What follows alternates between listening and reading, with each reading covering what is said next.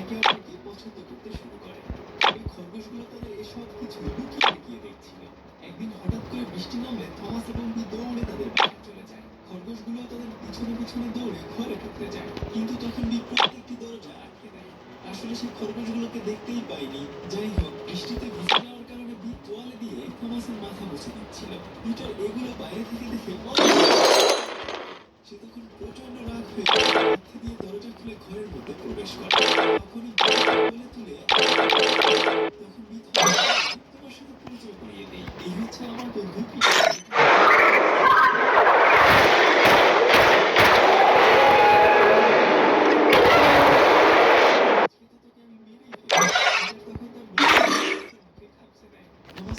পিটারকে যখন বাইরে ফেলে দিবে, ঠিক তখনই তাই সে আর কিছু করতে পারে না। আবার ঘরের ভিতরে গেলে থমাস পিটারকে ধরে আছাড় দিয়ে বাইরে ফেলতে চায়, কিন্তু এবারে বি ওখানে চলে আসে। তখন থমাস পিটারকে কোলে তুলে আদর করতে থাকে। থমাস তো পিটারকে মারতেই পারে না, বরং ওখানে পিটার থমাসকে আস্তানাবুদ করে তোলে। বেচারাকে মারতে মারতে পেট পর্যন্ত খুলে ফেলে। আর বাইরে থেকে বাকি সমস্ত খরগোশরা পিটারের এসব কাণ্ড দেখে তাকে বাহবা দিতে থাকে। তবে কিছুক্ষণ পরে থমাস একটা পেন্সিল দিয়ে পিটারকে দেয়ালের মধ্যে আটকে ধরে। ঠিক তখনই ওখানে বি চলে আসে। পিটারের মুখের মধ্যে থাকে। তখন বি মনে করে পিটার পেন্সিলটা নষ্ট করে দিয়েছে। পিটারকে ধরে বলতে থাকে, যা আমার বাড়ি থেকে বের হয়ে যা, তুই আমার ড্রয়িং করার জিনিসপত্র নষ্ট করে দিচ্ছিস। এই বলে পিটারকে সে বের করে দেয়। এসব কিছু দেখে থমাস অনেক বেশি খুশি। পিটার বাইরে দাঁড়িয়ে মনে থাকে, আমি যাব না। পরদিন সকাল হওয়ার সাথে সাথে পিটার তার সমস্ত সাঙ্গপাঙ্গ নিয়ে বুদ্ধি করতে থাকে কিভাবে তারা থমাসকে ওই বাড়ি থেকে বের করবে।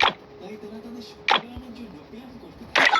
তারা গতি বাড়িয়ে সেগুলো দিয়ে নিশানা প্র্যাকটিস করতে থাকে। ওইদিন রাতের বেলা যখন থমাস ঘুমাচ্ছিল, তখন কে যেন তাকে সুড়সুড়ি দিচ্ছিল। বেচারা তখন একটু একটু আরাম পাচ্ছিল, কিন্তু চোখ খুলে দেখে তার সঙ্গে পিটার বসে আছে।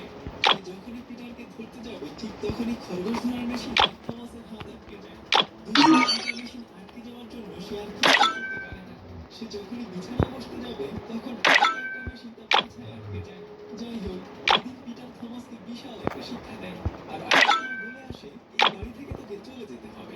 পিটার তার নিজের বাড়িতে সেই সব কাণ্ড কারখানা বাকি খরগোশদেরকে বলতে থাকে। এগুলো শুনে তারা সবাই অনেক বেশি খুশি হয়ে যায়। তখন পিটার বলে, এবার আমাদের দ্বিতীয় বুদ্ধিটা কাজে লাগাতে হবে। পরদিন সকালবেলা থমাস তার বাড়ির চারপাশে ইলেকট্রিক তার লাগিয়ে দেয়, আর ওই তারের সাথে কিছু খাবার। তখন একটা দিয়ে খাবার সাথে সাথেই বিদ্যুতের বিশাল একটা শক খায়। তখন পিটার বলে, এবার খরগোশের মতো ভাবলে হবে না, আমাদের বরং চালাক শিয়ালের মতো ভাবতে হবে। তারপর তারা ওখানকার বিদ্যুতের লাইন কেটে দেয়। ওদিকে থমাস তো খুব মজায় আছে। সে ভাবছে হয়তো খরগোশগুলো আসলেই এক একটা করে সে বাইনোকুলার দিয়ে বাইরে কি দেখছে। যখন সে তার গেটের ওখানে বাইনোকুলার দিয়ে দেখে, আসলে অনেকগুলো খরগোশ দাঁড়িয়ে আছে। তখন সে ভাবতে থাকে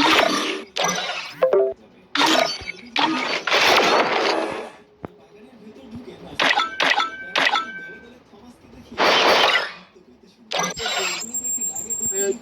এগুলো দেখে রাগে দুইটা খেলবে আমার দুইটা খেলবে সব আপু সব আপু সব আপু গাছ খেলবি গোপনে একটি দরজা খুলে তার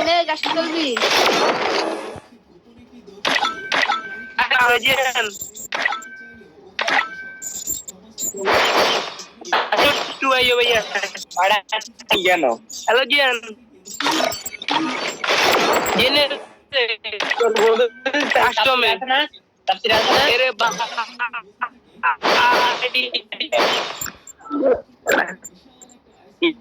আইসক্রিম মানে হচ্ছে লাক্সারি ফ্রিজ অ্যাম্বুলেন্সের কথা বলছে। যাই হোক, রাতের বেলা থমাসের হুঁশ ফিরে আসে। সে তখন ঘরের ভেতরে গিয়ে অনেকগুলো পটকা নিয়ে আসে। যেই গাছে খরগোশগুলো বাস করতো, থমাস সেখানে পটকাগুলো ছুঁড়ে ফেলে দিয়ে বলতে থাকে, বাচ্চাগুলো এবার তোরা শেষ। যখনই সে পটকাগুলোতে আগুন দিবে, তখনই ওখানে বি চলে আসে। সে এসে থমাসকে বলে, এত রাতে তুমি এখানে কি করছো? তখন থমাস তাকে মিথ্যা বলে, আমি তোমার জন্য ফুল নিতে এসেছিলাম।